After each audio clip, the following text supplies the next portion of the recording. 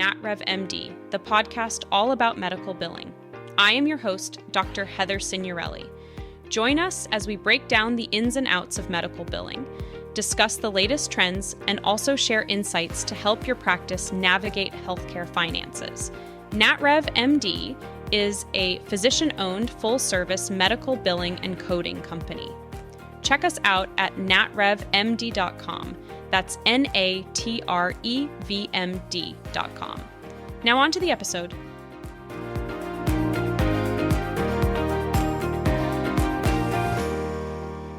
I am glad to be back for another podcast this week. I don't know about you guys, but it has been a crazy few weeks. If your practice was at all impacted by the Change Healthcare cyber attack, I am sure you feel the same. If you guys are just now hearing the news, Change Healthcare, which is a major clearinghouse used to process claims and payments, had a recent cyber attack resulting in outages. This impacted many billing companies and practices from not only being able to submit claims, but also receiving the information into the software. This resulted in many billing teams scrabbling, trying to either enter claims manually or post payments manually. Luckily, some software companies have already created backups with Availity, and it sounds like Change Healthcare is anticipated to be functional starting after the 18th. I am unsure if this is widespread with all software vendors or just with Advanced MD. I hope you all are getting through this. It has made our team consider multiple ways to submit claims through many different portals. All right, on to the topic this week. We are going to talk about patient collections and some recommendations on processes to implement around patient collections. First off, it's important to note that I truly think patient collections should be a last resort. As always, please make sure your team has a great eligibility and insurance verification process, that you are collecting money before the patient is seen when possible, and that you are sending out patient statements regularly. We see practice send statements out typically once or twice a month, which is a great system and plenty enough for cash flow. As always, if you are looking for a practice analysis for your team, head on over to natrevmd.com and fill out some free online questions, and you will get a response from our team on simple things to focus on. If you are looking for a more in-depth analysis, we are happy to review metrics and provide some guidance. We are also getting ready to release our spring medical billing course in April. It is an 8-week on-demand course that helps offices understand the ins and outs of medical billing. Great for the entire office to take. It even includes a class on top coding mistakes and top credentialing mistakes.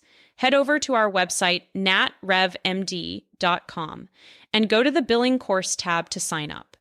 Okay, let's get back to the discussion about how to implement collections into your practice. We will walk through the ideal steps to implement when you plan to use a collection agency. Of course, consult with your collection agency as some state regulations may change the duration and number of statements needed to send a patient to collections. First, dropping claims timely and signing out charts timely is so critical. So please make sure that charts are signed out and coded within a few business days at most, and then drop to the insurance companies within 1-2 days after that at most. Once the claims come back and any denials are managed, the office should send out a patient statement at least once or twice per month. I personally feel like sending them out more than that is unnecessary, but I feel that is up to the practice. If you are sending the statements out once per month, then ideally you do that, say, around the 20th to get payments in before the end of the month. But this is more preference. Ideally, those statements are run on a 28-day cycle, meaning a patient won't get a statement more than once a month. And even better if the system tries to get a statement read by email or electronically before wasting the money or paper trying to mail a hard copy statement. Please try and make sure you are setting up rules in the software to help manage this process for you. It is important to always review the statements ahead of time and make sure any unapplied patient patients are posted. For those of you who are unfamiliar with that process, I will explain this in more detail. So when a patient payment is collected before a visit is completed, that payment oftentimes will sit unapplied in the patient's account. Basically, it is sitting there on its own and not applied to a claim. When the claim is sent out and paid by the insurance company, then a portion may be left as patient responsibility. You then need to go and grab that unapplied payment and attach it to the claim or apply it to the claim. It is so important to make sure someone is applying unapplied patient payments to claims on a regular or weekly basis. This can get out of hand quickly and mess up your statement process. Ideally, when a patient statement is overdue, the office would have a credit card on file so that you can process that overdue statement at the 60-day mark.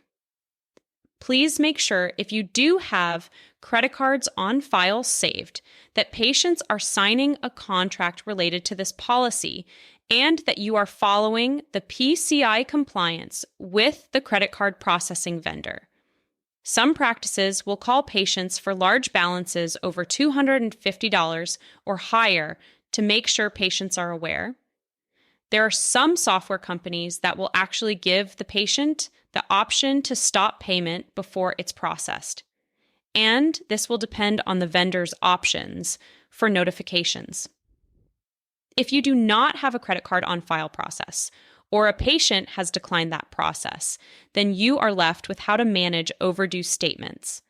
The first tactic is to confirm any overdue invoices as patients arrive for the day and make sure those payments are made before the patient is seen. The second tactic is to have a virtual assistant call patients with overdue invoices past 60 days.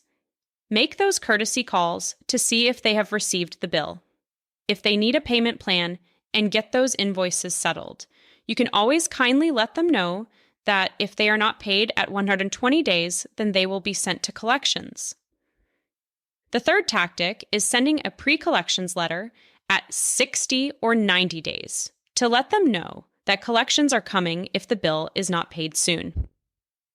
The fourth tactic is to send a patient discount letter, letting them know that if they pay in full or get put on an automated payment plan, that you will discount the full bill. Then the last resort, of course, is sending the patients to collection. Now, once this is done, it cannot be undone. So as always, I try and suggest sending a notification ahead of time, triple checking the amount you are sending the patient to collection for, and having more than one person check the collection report. I have seen firsthand a mistake of sending patients to collections for the wrong amount, which resulted in bills for the office, the billing company, and uncomfortable conversations with the patients. Not fun.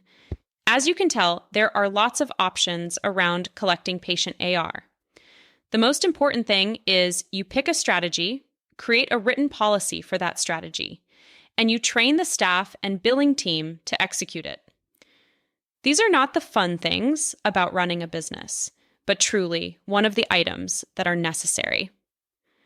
I know this can be a lot of information, so I want to also be able to summarize these steps for you high level. Oscar 1, timely processing of claims and charts. Ensure charts are signed out and coded within a few business days. Drop claims to insurance companies within 1 to 2 days after chart completion. Genre 2, managing patient statements. Send out statements. Einschwanorisain 2 times per month, preferably on a 28-day cycle. Opt for electronic statements before mailing hard copies. Implement rules in the software to manage the process. Review statements in advance and ensure unapplied payments are posted. Checker 3. Handling unapplied patient payments.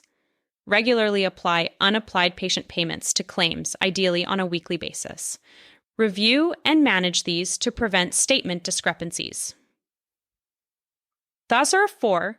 Credit card on file for overdue. Statements. Have a credit card on file for automatic payment at 60 days for overdue statements. Ensure compliance with PCI standards and have patients sign related policies. Jacker 5. Managing overdue statements without credit card on file. Confirm overdue invoice amounts when patients arrive for an appointment and ensure payment before service.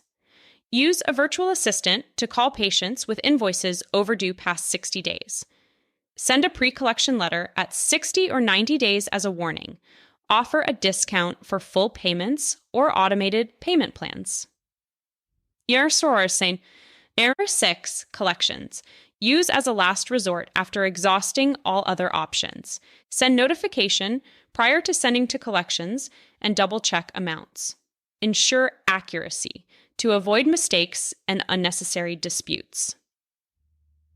Hopefully, that summary helped, and outlining this process helps your practice prevent high patient AR. Talk to you next week.